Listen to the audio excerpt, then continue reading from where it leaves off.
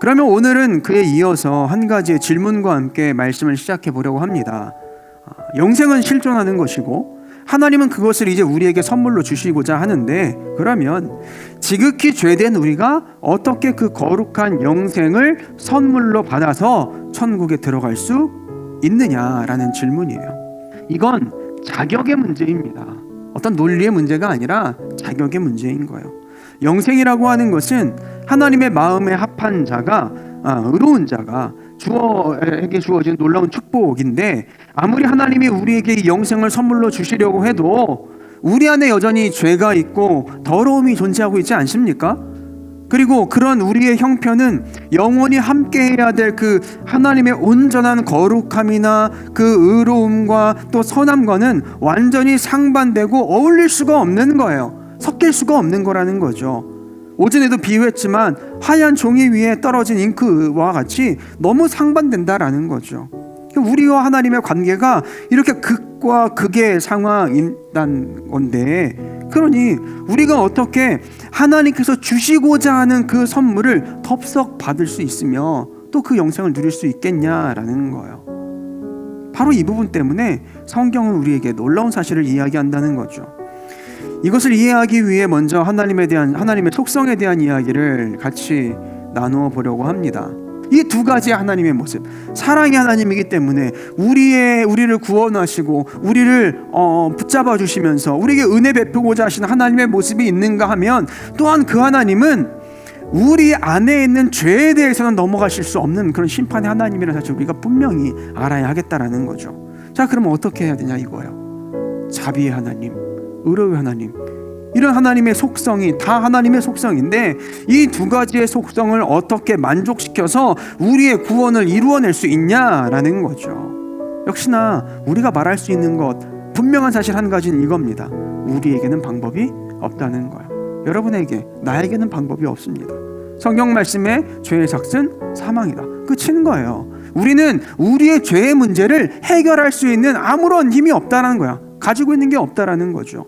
그래서 하나님이 일하셔야 하는 거고, 그래서 하나님이 일하시는 거죠. 그리고 그 일에 하나님의 아들 예수 그리스도께서 함께 사역하신 겁니다. 바로 오늘 이 예수님에 대해서 여러분들과 함께 이야기 나누려고 하는 거예요.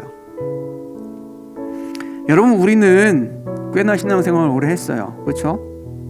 십수년, 20년, 30년 신앙생활 했을 수 있습니다. 그래서 우리는 사실 누구보다도 이 십자가의 일들, 예수님의 이 구속사역에 대한 이야기들에 대해서 잘 알고 있어요. 예수님은 그렇게 우리를 대신해서 십자가에서 죽으셨습니다. 근데 보세요. 오늘날 많은 사람들이 이와 같이 십자가의 사건을 알고 있죠. 하지만 이 사실을 얼마나 믿음으로 깨닫고 있는지는 모르겠습니다. 보세요. 세상에 나아가서 예수님과 십자가를 물어보자고요. 아마 꽤나 많은 사람들이 이 분에 대해서, 또 이 사건에 대해서 알고 있을 겁니다. 예수님이 어쩌고 저쩌고 블라블라, 십자가가 뭐고 어쩌고 블라블라, 이렇게 이야기하며 설명해 줄 거예요.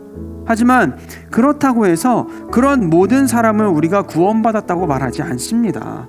왜냐하면 이 일은 그냥 알고 있느냐의 문제가 아니라 온전히 믿고 있느냐의 문제이기 때문에 그런 거예요. 더 나아가서 그 일이 다른 사람이 아니라 나를 위한 성자 예수님의 고귀하고 은혜로운 사역이었음을 깨달아서 자신에게 주어진 은혜로 여기고 있느냐의 문제이기 때문에 우리는 알고 있다고 해서 그 사람의 구원을 말하지 않는다라는 거죠.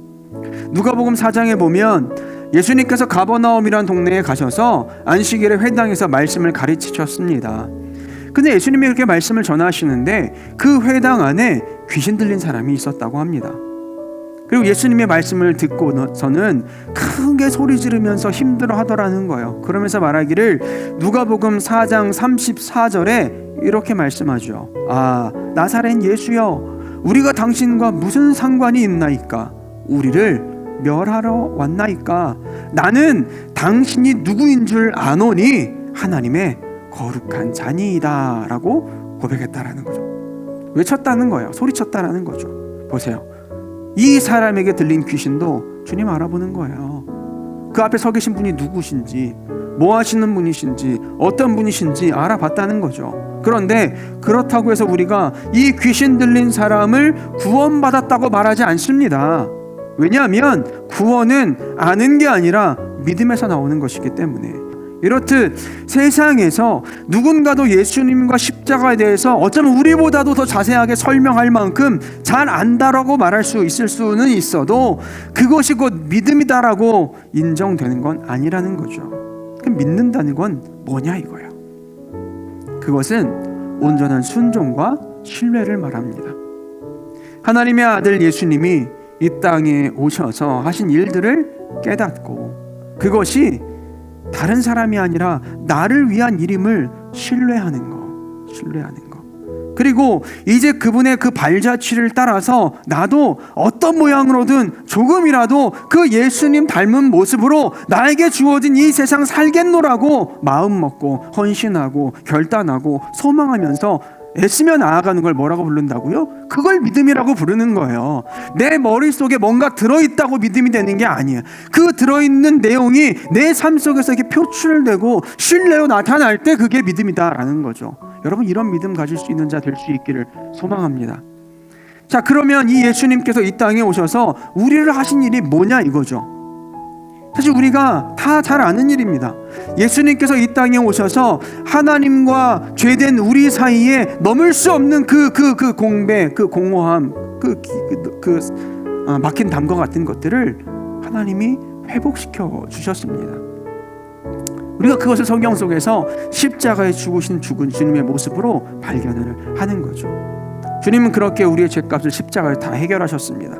그래서 우리의 죄를 청산해 주시는 것이고, 그래서 우리가 이 사역을 대속이라고 부르는 거예요. 우리의 죄를 대신 해결해 주셨다, 속량해 주셨다, 갚아 주셨다라고 이야기하는 겁니다. 그렇게 해서 이 대속의 십자가의 피가 십자가에 흘러내리기 시작합니다. 예수님의 피가 십자가에서 흘러내리는 거예요. 그리고 그게 어디로 떨어집니까? 믿음으로 그 하나님을 향해 나아가는 우리의 머리 위에 떨어지기 시작을 하는 거죠. 그리고 우리의 온몸을 뒤덮는 거예요. 우리는 처음에 하나님은 자비로우셔서 우리를 벌하는 걸 원치 않으십니다 라고 말씀을 드렸죠. 또한 하나님은 의로우셔서 우리의 죄를 반드시 벌하셔야만 한다라고 말씀드렸어요.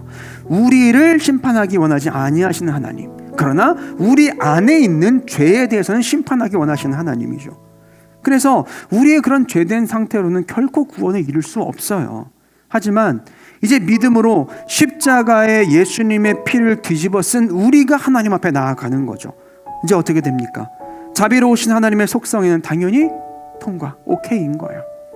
그러면 의로우신 하나님의 속성에는 어떻습니까? 우리의 모든 죄가 예수님의 거룩한 피로 씻기움 당했어요. 가리워졌어요. 그래서 의로우신 하나님 앞에서도 의롭다 인정받게 된다라는 거예요.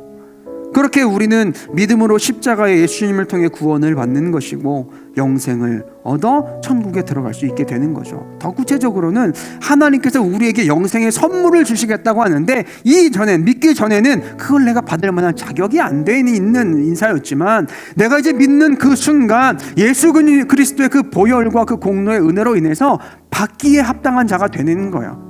여러분, 이제 우리가 하나님 앞에 어떻게 나아갑니까? 그래서 담대하게 나아가는 거예요. 누구로 말미암아서? 예수님으로 말미암아서 나아가는 거죠. 이것이 바로 하나님께서 우리를 향해서 계획하신 놀라운 구원의 방법이고 은혜인 줄로 믿습니다.